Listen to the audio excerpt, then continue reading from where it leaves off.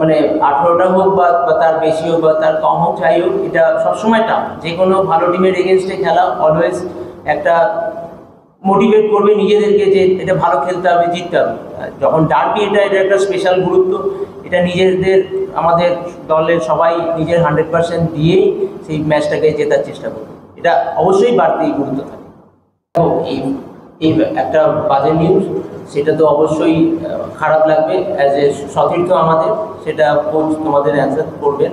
কিন্তু আমরা চাইবো মানে যার এই ঘটনাটা হয়েছে তার প্রাইভেসি মেনটেন থাকবে, এবং আশা করব আমরা যেমন দলের জন্য বা সমর্থকদের জন্য জিততে, ওর জন্যও জিততে আমরা চেষ্টা করব, যাতে ওর এই কষ্টের টাইমে আমরা জিতে ওকে এটা উৎসর্গ করতে পারি।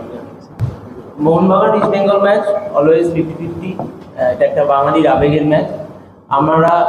আমরা অ্যাজ এ ইস্ট বেঙ্গল আমরা পুরোপুরি তৈরি, যে টিমই সামনে আসুক, যে কারণ আমরা কোয়ালিফাইং রাউন্ডে যথেষ্ট ভালো রেজাল্ট করেছি এবং আশা করব কোয়ার্টার ফাইনালেও ভালো রেজাল্ট করতে।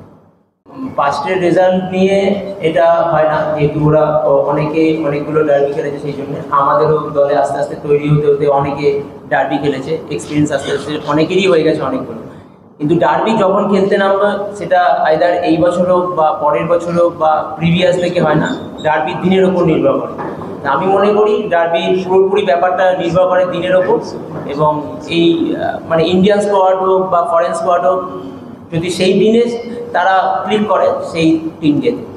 অবশ্যই পার্সোনাল টার্গেট এই ডার্বিটা জেতা, এবং সমর্থকদের কথা ভেবে এই ডার্বিটা জেতা। এবং আমার মনে হয় যে প্রত্যেকটা ডার্বি একটা গুরুত্ব থাকে।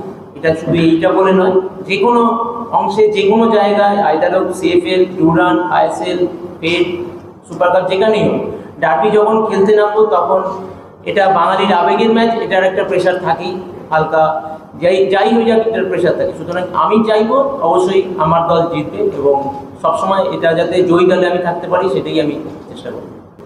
না, ডার্বি সবসময় স্পেশাল, ওটা আলাদা, পুরনো জিনিসটাকে আমি নতুন করে টেনে আনছি না। এটা আমরা চেষ্টা করবো কালকের ম্যাচটাই জিততে, এবং ডুরান্ডের আগেকার রেজাল্ট নিয়ে না। অবশ্যই কালকের ম্যাচটা আমাদের জন্য খুব স্পেশাল, আমরা চেষ্টা করবো কালকের ম্যাচটা ভালো মতো খেলে এটাকে জিততে।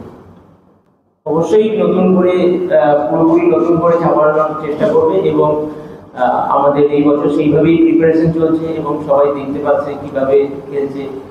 আশা করবো এই বছর পুরনো তথ্যগুলোকে পিছনে ফেলে নতুন করে আবার স্টার্ট করা।